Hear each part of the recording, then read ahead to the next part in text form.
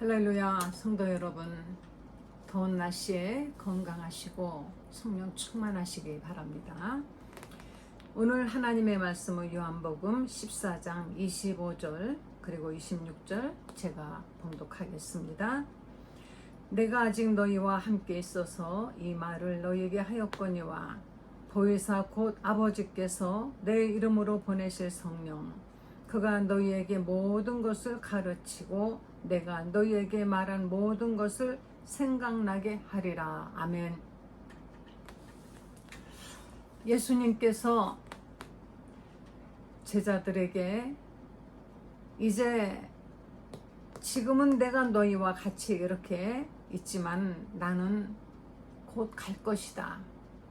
그렇기 때문에 내가 너희에게 이르는 말을 잘 들어라. 내가 가면 나 말고 다른 보혜사, 내 이름으로 보내실 성령 그분이 오시면 지금은 내가 너희에게 직접 말하고 가르치고 보여주고 하지만 그때는 성령께서 오셔서 내가 너에게 말한 모든 것을 가르치고 생각나게 할 것이다. 이렇게 말씀을 하셨습니다. 제자들은 예수님이 가르치는 말씀을 잘 이해하지 못할 때가 많았습니다. 그래서 예수님이 하시는 말씀이 무슨 말씀인지 이해를 못해서 가령 빌립처럼 아버지를 보여주시면 믿겠습니다 하던지 전혀 예수님의 의도와는 다른 행동을 하고 하였죠. 가룟 유다 같은 사람도 예수님의 말씀을 깨달았다면 그가 예수님을 팔지 않았을 거예요. 모르기 때문에 예수님을 팔았습니다. 이렇게 예수님께서 3년을 같이 계시면서 가르치시고 많은 기적을 보여주시고 했지만 이들에게는 믿음이 아주 빈약했습니다. 우리는 예수님 한 번만 직접 만나면 믿음이 아주 클 것 같죠. 어떤 사람들은 그래서 그 믿음의 근거를 어떤 환상이나 어떤 사람의 예언이나 또는 특이한 체험을 통해서 가지려고 몸부림칩니다. 누군가가 환상을 봤다 하면은 너무 좋아하고 그리고 누군가가 따라 걱정하지 마라 혹은 아들아 이러면서 어떤 예언이라고 한다면은 너무 그냥 거기에 매달려서 마치 지금 우리나라 사람들이 그렇게 좋아하는 어떤 신접한 자, 점치는 자를 찾아다니듯이 기독교인들도 역시 이름만 다르고 모양만 다를 뿐이지 그런 사람들을 찾아다니고 그런 사람들에게 의지하려고 하고 있어요. 말씀을 하지 않고 하나님을 직접 상대하려고 하지 않고 누군가 중간에서 그렇게 특이한 하나님의 어떤 체험을 하게 해준다 하는데 의지하고 있습니다. 그러나 예수님께서는 제자들의 그 연약한 믿음의 원인이 무엇인가를 아시고 계시는 거예요. 내가 너희를 3년이나 가르쳤지만 이제 내가 말한 그 모든 것의 그 의미와 뜻을 너에게 가르칠 선생님이 오실 것이다. 그를 바로 보혜사 성령이라 하였습니다. 보혜사 성령에 대해서 여러분 아시고 계십니까? 보혜사 성령의 하시는 그 활동, 그분의 하시는 사역, 여기에 의지하고 있습니까? 예수님께서 보혜사 성령이 오시면 그는 내가 가야만이 내가 보내준다 그러셨습니다. 예수님이 이 땅에 계실 때에 바로 보혜사 성령은 인간들에게 사람들에게 찾아오시는 예수님을 대언하고 예수님을 생각나게 하고 예수님의 뜻을 하나님 뜻을 가르쳐 주시고 변호하고 하는 이런 역할을 하시는 그 보혜사는 예수님이 가신 다음에 오신다고 했기 때문에 그분이 계시지 않는 한은 사람들은 자기 의지로, 자기 생각으로, 자기 노력으로 또는 누군가의 말을 듣고 예수를 믿고 믿음을 가지려고 하기 때문에, 그래서 그 믿음이 얕게 심긴 나무처럼 흔들거리는, 그러다가 환경에 태풍이 오면은 그냥 넘어지는 것입니다. 그래서 예수님께서는 내가 이제 간다, 지금은 너희와 함께 있지만, 예수님이 가시고 난 다음에 제자들에게는, 여러분 우리는 복음서에 있던 제자들의 모습과 사도행전에서 성령 강림의 역사가 있었던 그 후에 제자들의 말과 행동과 능력과 사역에 엄청난 변화가 있는 것을 우리가 알 수 있습니다. 베드로가 성령 충만함을 받더니 갑자기 그에게 어떤 신적 권위가 있어 보였습니다.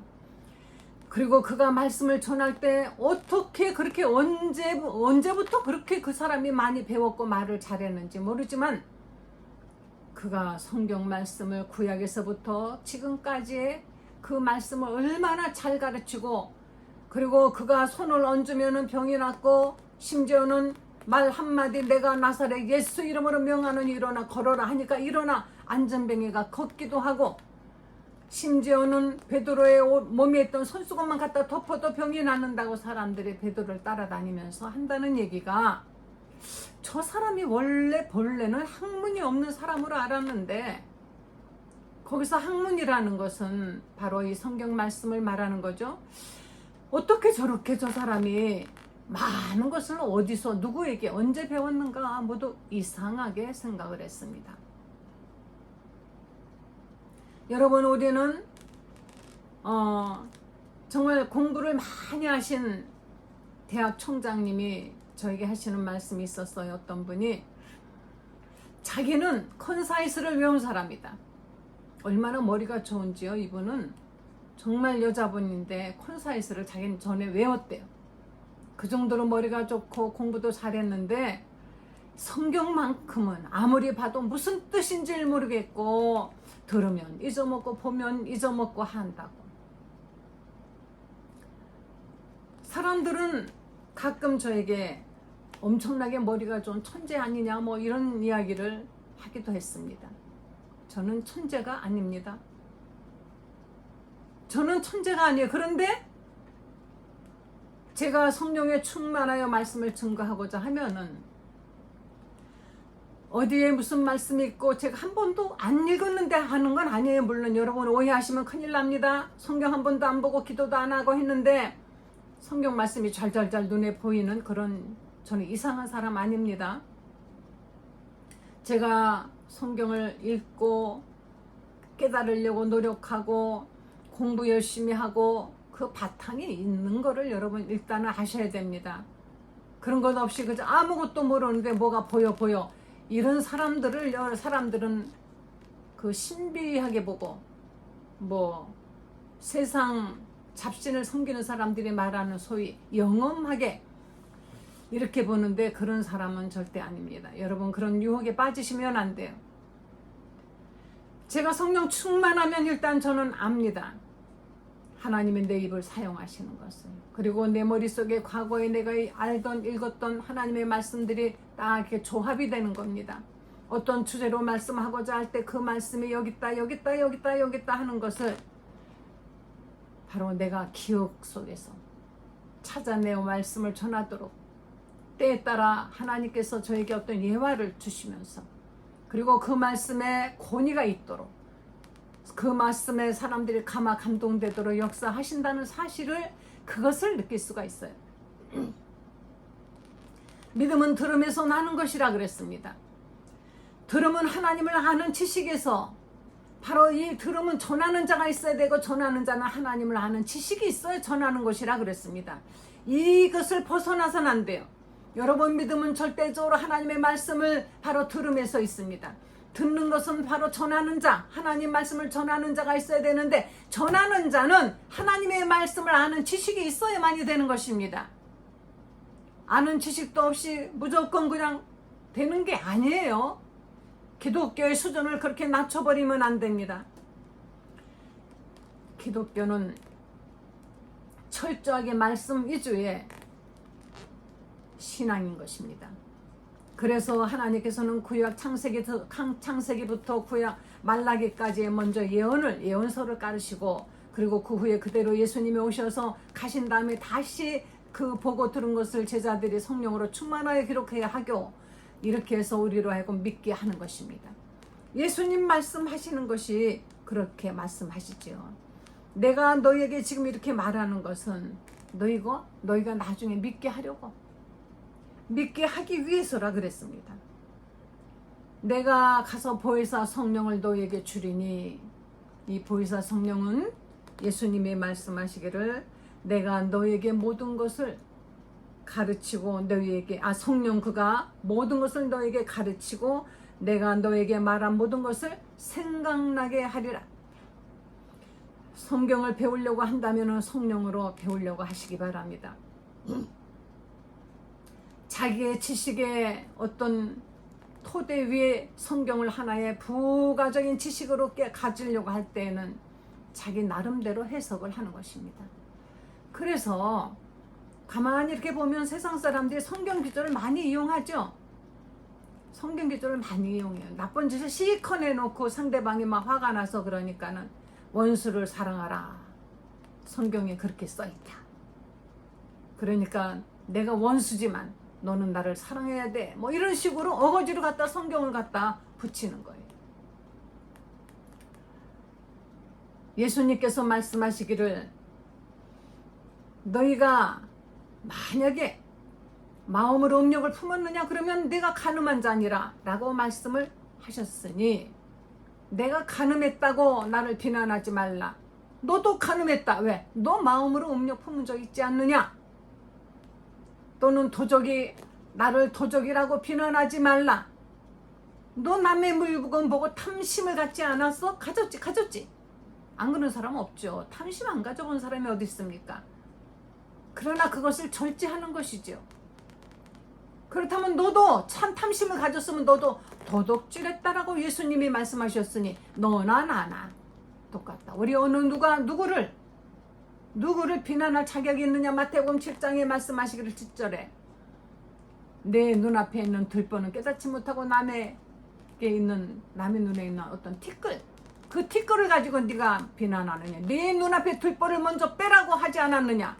이러니까 기독교인들이, 지도자들이 잘못을 저질러 놓고도 뻔뻔한 거예요. 그래서 뻔뻔한 겁니다. 요즘 기독교인들, 특히 지도자들 뻔뻔하다 그러죠. 아주 뻔뻔합니다.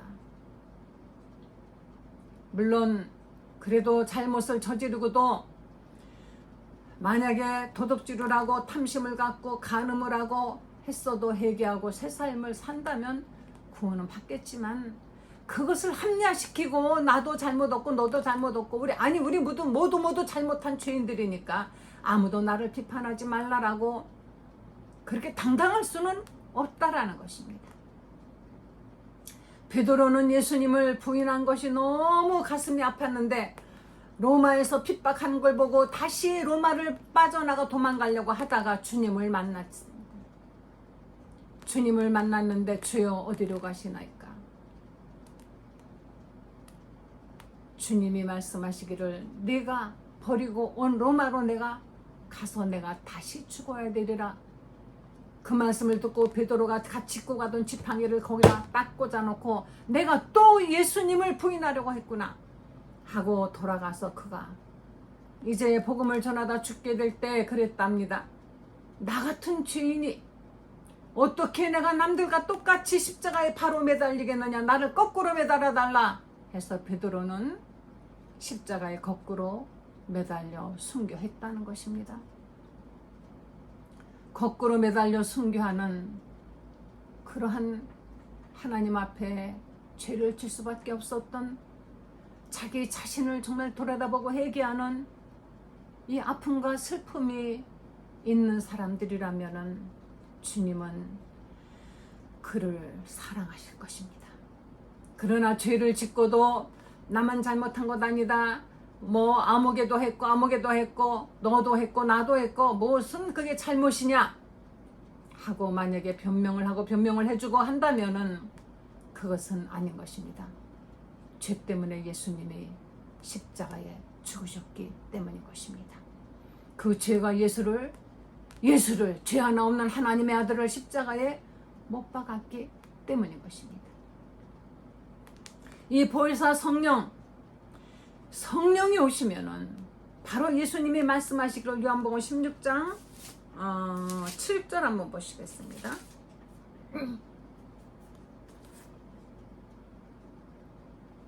요한복음 16장 7절 도리어 이 말을 함으로 너희 마음에 근심이 가득하였도다. 그러나 내가 너희에게 실상을 말하노니 내가 떠나가는 것이 너희에게 유익이라. 내가 떠나가지 아니하면 보혜사가 너희에게로 오시지 아니할 것이요 가면 내가 그를 너희에게로 보내리니 그가 와서 죄에 대해서 의에 대해서 심판에 대해서 세상을 책망하실 것이다. 이제 이 말씀은 우리 한 몇 주 있다가 죄에 대해서 의에 대해서 심판에 대해서 이제 말씀을 제가 전하겠습니다. 보혜사가 오셔야만이 그가 오시면은 세상의 죄는 무엇이요 의는 무엇이요 심판은 무엇이요 라는 것을 분명히 가르쳐 주신다 그랬습니다.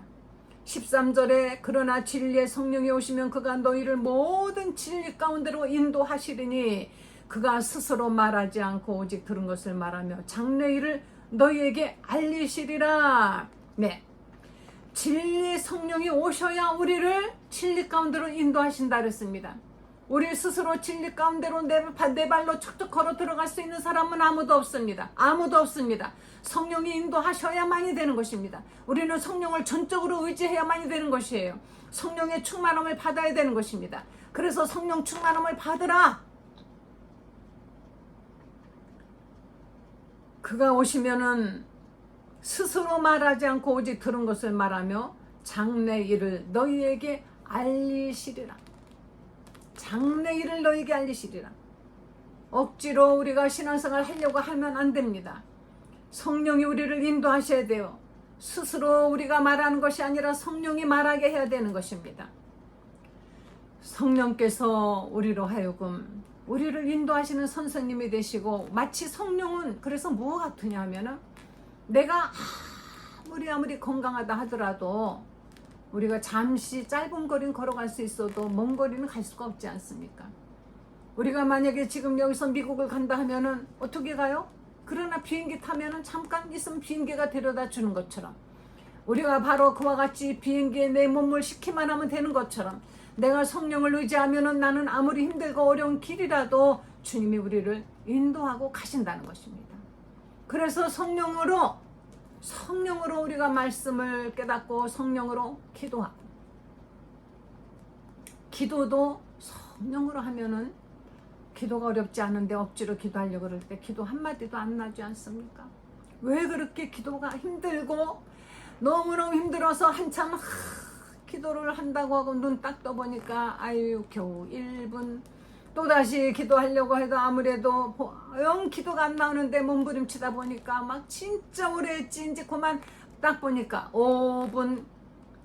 그러나 성령으로 기도하면은 시간이 쭉 하고 주님과 함께 하는 그 대화하는 시간이 행복하고 감사가 느껴지고 기도 후에는 마음이 평안한 것입니다. 하나님의 말씀도 내가 억지로 읽으려고 하면은 누가 그래요? 잠이 하도 안 온다 그러니까 그러면 성경을 읽으라고. 그러면 잠이 잘 온다고. 그랬더니 정말 잠 오더래요. 너무 힘들고 어렵고 지루해서.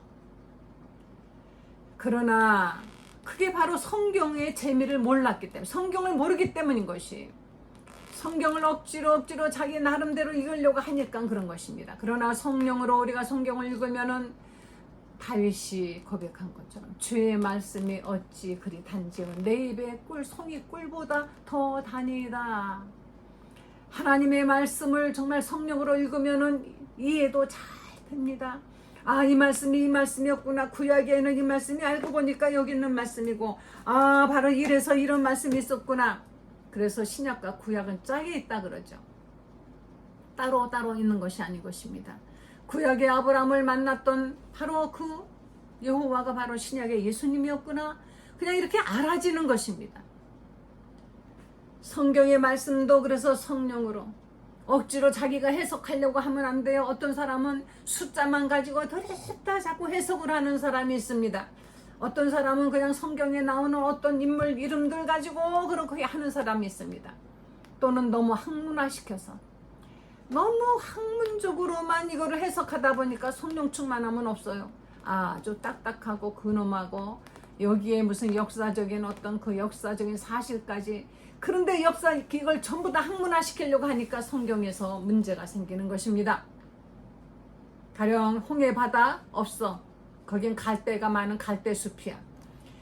뭐 예수님께서 행했던 그 모든 기적들, 그런 건 있을 수 없어. 이스라엘 사람들이 광야에서 40년을 어떻게 살았어? 이거 다 모두가 자기들 나름대로의 학문화시키려고 하니까는 믿어지지 않는 것입니다. 지금도 그래서 그 역사적인 성경에 나와 있는 모든 사실들을 자꾸 학문화시키려고 계속 성경만 연구하는 사람들인데 이들은 믿음이 없습니다. 그러나 믿음으로 성경을 알고 나서 그 다음에 찾아보면 모두가 다 입증이 되고 있죠. 그래서 성경의 태초에 하나님이 천지를 창조하시니라 하는 바로 천지를 하나님이 창조하셨다라는 창조론을 전적 부인하는 진화론자들이, 이들이 성경을 어마어마하게 자기들을 읽었다고 생각하고 있습니다. 우리는 정말 아이러니한 세상에 살고 있습니다. 아이들이 학교에 가면 진화론을 배웁니다. 진화론이 마치 과학인 것처럼 가르치고 있어요. 학교에서 만약에 이 진화론은 틀렸어요, 창조론이 맞아요 하면 시험에 빵점 받을 수밖에 없는데, 이것을 알면서도 할 수 없이 진화론을 배우고 할 수밖에 없는 이런 세상에서 우리가 모든 면에서 이렇게 신앙을 지켜나간다는 것은 분명코 우리는 힘들고 어려운 길을 가는 것입니다. 이럴 때 우리가 어떻게 신앙생활을 잘할 수 있나요? 오직 성령으로 충만해야만이 되는 것입니다. 이 성령에 대해서는 사실은 신약은요, 오직 성령에 관한 성령의 사역을 말씀하고 있는 것입니다. 특히 사도행전은 성령의 사역이 얼마나 대단했는가 하는 것을 보여주고 있습니다. 우리 갈라디아서 5장 16절 한번 보시겠습니다.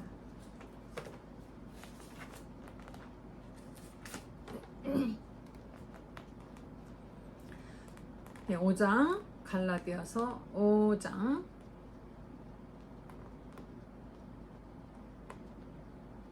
16절, 내가 이르노니 너희는 성령을 따라 행하라. 우리의 행하는 모든 것은 성령을 따라 행하라. 그리하면 육체의 욕심을 이루지 아니하리라. 성령은 우리의 육체의 욕심을 이루기 위해서 오시는 것이 아닌 것입니다. 예수님 말씀을 생각나게 가르치시고 예수를 변호하고 우리로 하여금 믿음의 사람이 되어 성령의 열매를 맺게 하기 위해서 오시는 것이에요. 성령 충만하면 돈 많이 받는 것 아닙니다. 성령 충만 받으라. 목사님들이 부흥 강단, 옛날엔 부흥사들이 이렇게 했어요. 성령 있다 너도 받아라, 있다 너도 받아라, 있다 너도 받아라 하니까는 막 들썩들썩 치마를 아멘 아멘 아멘 아멘. 야구장에서 홈런 때리면은 홈런 친 그 공 받으려고 확 난리들 치듯이 성령을 이렇게 받는 것 아닙니다. 하나님의 성령이 오신 기도하면은 하나님께서 성령이 임하실 때 사도행전 보세요. 그들은 그 당시에 정말 열흘 동안 이들이 기도한 끝에 갑자기 성령이 임하셨습니다. 바로 성령의 육체의 소욕은 성령을 거스리고, 이거 잘 들어보세요. 육체의 욕심은 성령을 거스리고 성령은 육체를 거스리나니, 그러니까 육체와 성령은 같은 길을 가는 것이 아니죠. 육체의 정욕대로 살려고 성령을 구하면 안 되는 것입니다. 성령은 육체의 정욕을 위해서 오시는 것이 아닙니다. 이 둘이 서로 대적함으로 너희가 원하는 것을 하지 못하게. 성령 충만한 사람이 육체의 탐욕대로 하고자 하는 마음이 있습니까? 요즘 목회자들이 엄청나게 많은 나쁜 죄를 짓고 있습니다. 음탕하고 도둑질하고 뭐 돈 밝히는 거는 뭐 끝내주죠. 최고 좋은 차, 최고 좋은 집, 최고 좋은 이런 것들을 계속 하고 있습니다. 엄청난 부자로 살고 있습니다. 예수님이 이렇게 살으셨습니까? 성령이 오시면은 절대로 너희가 원하는 것을 하지 못하게 하려 합니다. 너희가 원하는 것, 우리가 원하는 건 무엇입니까? 우리 육체 속에는 선한 것이 하나도 없다 그랬습니다. 탐욕과 욕심과 시기와 질투와 더러운 것과 추한 것과 악한 것, 투기, 분노 이런 것들이 우리 주 속에 바글바글하죠. 이것을 못하게 하는 것이 바로 성령이십니다. 성령이 오시면은 그래서 마음이 온유해질 수밖에 없어요. 성령이 오시면은 우리가 과거에 성령 충만하지 않으면 예수 믿고 정말 신앙생활 잘하던 사람도 갑자기 악해져 가지고 이름은 예수 믿는 사람인데 하는 행동은 악한 사람처럼 행동할 수 있다는 것입니다. 여러분, 지금 성령 충만합니까? 육체의 소욕으로 충만합니까? 어떻게 해야만이 될까요? 너희가 만일 성령의 인도하시는 바가 되면 율법 아래 있지 아니하리라. 육체 이름 분명하니 곧 육체 이름 분명하니 여러분 19절 읽어보세요. 곧 음행과 더러운 것과 호색과 우상숭배와 추술과 원수 맺는 것과 분쟁과 시기와 분냄과 당지는 것과 분열함과 이단과 투기와 술취함과 방탕함과 또 그와 같은 것들이라. 전에 너에게 경계한 것 같이 경계하노니 이런 일을 하는 자들은 하나님의 나라를 유업으로 받지 못할 것이요. 바로 19절부터 21절까지 열거한 이 속에 여러분 혹시 해당되는 것이 있다면 하나님께 회개하고 성령의 충만함을 구하시기를 바랍니다. 조금이라도 우리가 이것을 용납하게 되면 그 다음에는 걷잡을 수 없이 빠져 들어가고 헤어나오는데 너무너무 고생하실 것이, 이런 사람에게는 성령의 충만한 열매가 있을 수가 없습니다. 과거에 많은 능력을 행하다가도 어느 날 갑자기 이렇게 죄를 짓고 나면 그 사람은 능력이 떠나가 버리는 것입니다. 그 다음엔 추악한 인간만 남아서 사는 것이. 하나님은 다 보고 계십니다. 아시고 계십니다. 22절 오직 성령의 열매는 사랑과 희락과 화평과 오래 참음과 자비와 양성과 충성과 온유와 절제니 이 같은 것을 금지할 법이 없느니라. 성령의 사람은 성령의 열매를 맺는다 그랬습니다. 사랑이 있습니다. 늘 기쁨이 있습니다. 그리고 사람들과 화평합니다. 오래오래 참습니다. 분노하지 않아요. 자비가 있습니다. 자비 좀 베푸십시오. 자비 불쌍한 사람들, 우리 주위에 불쌍한 사람들 많아요. 그런데 예수 믿는 사람들이 몇 억짜리 차를 타고 다니면서 이웃을 구제하는 것은 겨우 몇만 원을 하고 그것을 뭐 이렇게 자랑을 하고 떠들고 그러지 마시고 좀 더 베푸시고 선한 양심과 그리고 주님께 충성하면서 늘 온유하고 절제하시면서 이렇게 산다면 이 같은 법을 것을 금지할 법이 없느니라. 24절 다 같이 읽어보십시다. 그리스도 예수의 사람들은 육체와 함께 그 정욕과 탐심을 십자가에 못 박았느니라. 그리스도의 사람들은 그리스도가 죽으실 때 우리 사실은 같이 죽은 거예요. 예수의 사람들은 육체와 함께 그 정욕과 탐심을 십자가에 못 박아 버린 것입니다. 그런데 옛사람이 남아 있습니까? 아직도 성령의 열매에 어느 것도 베풀지 않고 있습니까? 그런데 이렇게 삶으로 인해서 여러분에게 혹시 고통이 있고 어려움이 있고 남들이 인정해 주지 못하는 초라한 모습이라 할지라도 이 사람들은 바로 하나님께서 분명히 축복하실 것이며 하나님께서 대단히 기뻐하시며 하늘에서 결코 상을 잃지 아니할 것입니다. 이런 분들은 위로받으시기 바랍니다. 위로받으시기 바랍니다.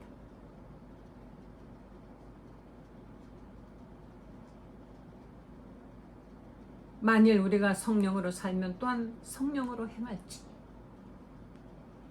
헛된 영광을 구하여 서로 노엽게 하거나 서로 투기할지 말지니라. 보혜사 성령이 오시면 보혜사 성령은 우리로 하여금 이렇게 성령의 열매를 맺게 하실 것입니다. 썩어져가는 세상을 바라보면서 실망하지 말고 좌절하지 말고 여러분 성령 충만함 받으시고 보혜사 성령님을 모시고 인도함을 받으시기를 간절히 축원드립니다. 기도하시겠습니다. 성령님, 우리에게 오셔서 우리 안에 거하시며 주님의 뜻대로 우리를 인도하시고 우리를 늘 진리의 길로 가게 해주시기를 간절히 간구드립니다. 우리의 눈을 들어 오직 하늘을 바라보게 하옵시고 죄악이 관영한 세상을 보지 않게 하옵소서. 아브라함의 조카 롯이 화려한 소돔성을 바라보면서 그곳으로 갔다 멸망했으나 아브라함은 아무것도 없는 곳에서 주님의 음성을 따라가고 그는 승리한 것처럼 주여 우리 눈에는 아무것도 안 보이지만 오직 믿음을 가지고 주님만 바라보며 하늘만 바라보며 살게 하여 주시옵기를 간구드리옵나이다. 하나님 사랑하는 성도들 모든 교회들이 어서 깨어나게 하옵시고 다시 회개하게 하옵시고 하나님이 버리지 않게 이 나라를 정말 하나님께서 기뻐하시고 붙들어 주실 수 있도록 하나님 기도하는 교회들 성도들 되게 하여 주시옵소서. 이 나라를 축복해 주시옵소서. 이 나라의 위정자들이 하나님을 두려워하게 하옵시고 아버지 이 나라의 위정자들이 권력과 세상의 탐욕과 또는 잡신들 우상들을 두려워하고 그들이 이 나라를 생각하지 않고 탐욕으로 다투지 않게 하옵시기 간구드렸고 저 우크라이나의 전쟁이 속히 끝나게 하옵시며 하나님이시여 부디 저 북쪽에 있는 정권도 하나님 심판해 주시길 원합니다.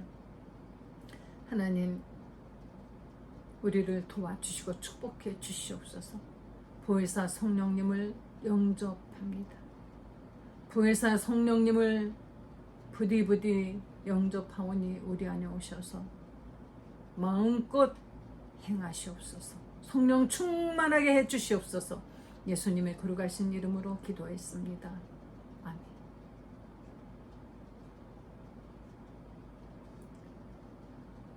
사랑하는 여러분, 보혜사 성령님을 여러분 모시고 행복한 삶을 누리시기 바랍니다. 잠시 힘들어도 잠깐 우리는 결국 이 세상 떠날 거예요.